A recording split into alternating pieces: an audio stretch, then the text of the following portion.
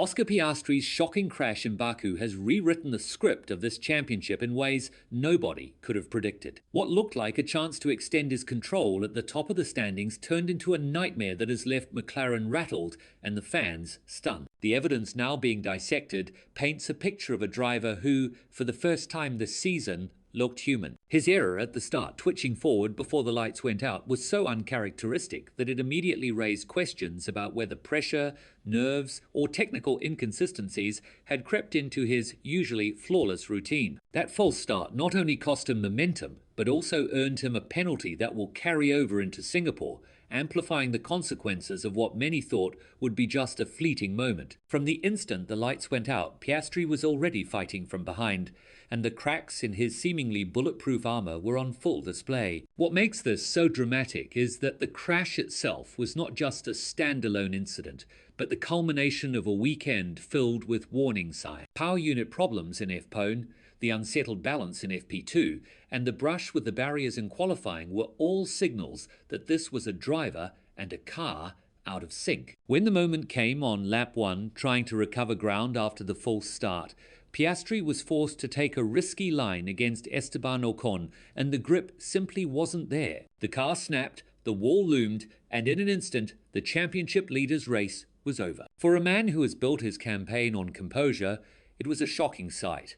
And the evidence now being scrutinized only deepens the intrigue. Was it driver error, mechanical instability, or the pressure of the moment? McLaren's engineers and strategists are now working overtime to find the answers. But the damage, both physical and psychological, is already done. The tension this has created within McLaren is enormous. Piastri's rare mistake has given Lando Norris the opportunity he has been waiting for, cutting into what once looked like a comfortable 31-point lead. Fans are already questioning whether the team can maintain its promise of fairness, especially after the controversy of Monza, and whether Norris might now gain an advantage not just through pace, but through circumstance. The evidence from Baku fuels every one of these suspicions because it shows that the fight for the title is no longer about pure performance, but about who can withstand the chaos when everything starts to unravel. For Piastri, the crash has opened a door that Norris is desperate to walk through. And for McLaren, it has reignited the fear that internal politics could end up deciding their season. Beyond the Papaya garage, the wider championship picture has shifted as well. Max Verstappen, always dangerous in moments of weakness, suddenly looks like a man with nothing to lose and everything to gain. One victory from him at the wrong time could strip McLaren of vital points. And Piastri's early exit has reminded everyone just how fragile even the strongest campaigns can be. The shock of his crash, combined with new evidence of technical and strategic fragility, has turned Baku into a watershed moment. The calm, unflappable Piastri we have seen all year is now facing the toughest test of his young career. And the tension inside McLaren has reached boiling point. The question now is whether this was just a stumble on the way to glory, or the beginning of a collapse that will blow the championship fight wide open. Oscar Piastri's shocking crash in Baku was more than just a dramatic headline. It was a sequence of events that peeled back the layers of tension already simmering inside McLaren, and the new evidence only makes the story even more explosive. The race hadn't even properly begun before the problem started. From 9th on the grid, Piastri's McLaren twitched forward too soon, the kind of false start so rare in modern Formula One that it instantly grabbed the attention of the stewards and sent a ripple of disbelief through the paddock. It wasn't just the 5-second penalty that followed, it was the visible dent to his composure.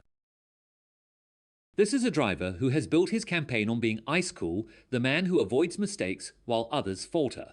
And yet, in that split second, he looked human, vulnerable, shaken. He braked hard to avoid rolling further, killing his launch and watching rivals streak past as his race unraveled before the first corner. That penalty, still hanging over him and likely to be converted into a grid drop for Singapore, is only part of the story. The psychological impact of such a miscue, coming at a time when the title fight is tightening, is far greater. As he tried to recover, desperation crept in.